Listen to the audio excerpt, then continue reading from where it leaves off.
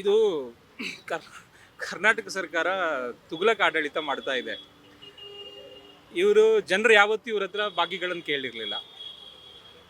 ಇವರು ಭಾಗ್ಯ ಕೊಟ್ಬಿಟ್ಟಿದ್ದಾರೆ. ಈಗ ಸಿದ್ದರಾಮಯ್ಯನವರು 16ನೇ ಸತಿ ನಾನು ಬಜೆಟ್ ಕೊಡ್ತಾ ಇದ್ದೀನಿ, ನಾನು ಅಂಥ ಆರ್ಥಿಕ ಸಚಿವ, ಇಂಥ ಆರ್ಥಿಕ ಸಚಿವ ಅಂತ ಹೇಳ್ತಾರೆ. ಅಷ್ಟು ದೊಡ್ಡ ಆರ್ಥಿಕ ತಜ್ಞರಿಗೆ ರಾಜ್ಯದಲ್ಲಿ ಎಷ್ಟು ಹಣ ಇದೆ, ಅದ್ರ ಕೆಪಾಸಿಟಿ ಎಷ್ಟು, ಈ ರೀತಿ ಫ್ರೀ ಬೀಸ್ ಕೊಟ್ಟರೆ ಹೆಂಗೆ ನಿರ್ವಹಣೆ ಮಾಡೋದೆಲ್ಲ ಗೊತ್ತಿರಬೇಕಿತ್ತು. ಆದರೆ ಕಳೆದ 2 ವರ್ಷಗಳಿಂದ ಇವರು ಫ್ರೀ ಬಿ ಕೊಟ್ಟು ಕೊಟ್ಟು ಕೊಟ್ಟು ಎಲ್ಲ ಸರ್ಕಾರಿ ಇನ್ಸ್ಟಿಟ್ಯೂಷನ್ಗಳನ್ನು ಇವರು ಮಲಗಿಸ್ತಾ ಇದ್ದಾರೆ. ಈಗ ಇಡೀ ದೇಶದಲ್ಲಿ ಕರ್ನಾಟಕ ರಸ್ತೆ ಸಾರಿಗೆ ಸಂಸ್ಥೆ ಅತ್ಯಂತ ಸುಂದರವಾಗಿ ಕೆಲಸ ಮಾಡ್ತಾ ಇತ್ತು, ಬೆಸ್ಟ್ ಅಂತ ಹೇಳ್ತಾ ಇದ್ರು. ಇವರ ಫ್ರೀ ಬಿ ಕಾರಣಕ್ಕೆ ಇವತ್ತು ಒಂದು 7,500-8 ಸಾವಿರ ಕೋಟಿ ರೂಪಾಯಿ ಅದಕ್ಕೆ ಬರೋದು ಬಾಕಿ ಇದೆ ಅಂತೆ. ಹಂಗಾಗಿ ಅದು ಮುಚ್ಚೋ ಪರಿಸ್ಥಿತಿಲಿ ಬಂದಿದೆ. ಒಂದು 6-7 ಸಾವಿರ ಕೋಟಿ ಕರೆಂಟ್ ಬಿಲ್ ಬಾಕಿ ಇದೆ ಅಂತ ಇವ್ರು ಹೇಳ್ತಿದ್ದಾರೆ.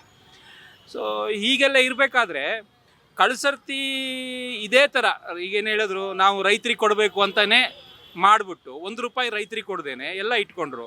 ರೈತರಿಗೆ ಹಾಲಿನ ಬೆಲೆನೇ ಒಂದು 700-800 ಕೋಟಿ ರೂಪಾಯಿ ಕೊಡೋದು ಬಾಕಿ ಇದೆ, ಅದನ್ನು ಕೊಟ್ಟಿಲ್ಲ.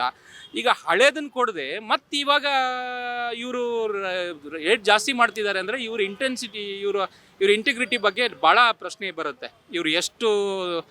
ಇವ್ರು ಹೇಳಿದಷ್ಟು ಮಾಡ್ತಾರೆ ಅನ್ನೋದು. ಸೊ ಇವರು ಈಗ ಕಳೆದ ಸರ್ತಿ ಪೆಟ್ರೋಲ್ ರೇಟ್ ಜಾಸ್ತಿ ಮಾಡಿದ್ರು, ಬಹುಶಃ ಈ ಸರ್ತಿನೂ ಪೆಟ್ರೋಲ್ ರೇಟ್ ಜಾಸ್ತಿ ಮಾಡ್ತಿದ್ದಾರೆ. ಸೊ ಸ್ಕ್ಯಾಮ್ಗಳ ಮೇಲೆ ಸ್ಕ್ಯಾಮ್ ಮಾಡ್ತಿದ್ದಾರೆ. ಸರ್ಕಾರದ ಹತ್ರ ದುಡ್ಡಿಲ್ಲ. ದಿನ ಬೆಳಗಾದರೆ ಇವರ ಇಂಟರ್ನಲ್ ಕಚ್ಚಾಟಗಳು, ಇದರಿಂದಾಗಿ ಬ್ಯೂರೋಕ್ರಸಿ ಮೇಲೆ ₹1 ಕಂಟ್ರೋಲ್ ಇಲ್ಲ. ಸೊ ಇವರ ಒಟ್ಟು ನಮಗೆ ಭಾಳ ಬೇಜಾರಾಗೋದು, 130-140 ಸೀಟ್ ತೊಗೊಂಡಿರೋ ಒಂದು ಅತ್ಯಂತ ಹೈಯೆಸ್ಟ್ ಮ್ಯಾಂಡೇಟ್ ಇರುವ ಒಂದು ಸರ್ಕಾರ ಇಷ್ಟು ಕೆಟ್ಟ ಆಡಳಿತ ರಾಜ್ಯದಲ್ಲಿ ಇರುತ್ತೆ ಅಂದರೆ ಮುಂದಿನ ದಿನಗಳಲ್ಲಿ ಜನರು ಏನು ಮಾಡಬೇಕೋ ಗೊತ್ತಿಲ್ಲ. ಸೊ ಸಿದ್ದರಾಮಯ್ಯನವರದ್ದು ಬಹುಶಃ ಇದು ಕೊನೆಯ ಫೇಸು, ಇನ್ನು ಮುಖ್ಯಮಂತ್ರಿ ಆಗಿರಲ್ಲ. 16-17 ವರ್ಷಗಳ ಅಧಿಕಾರದಲ್ಲಿದ್ದ ಸಿದ್ದರಾಮಯ್ಯನವರು ಅವರ ಇಡೀ ಪೊಲಿಟಿಕಲ್ ಕರಿಯರ್ನ ಇವತ್ತು ಸ್ಟೇಕ್ಗೆ ತಂದಿಟ್ಟಿದ್ದಾರೆ.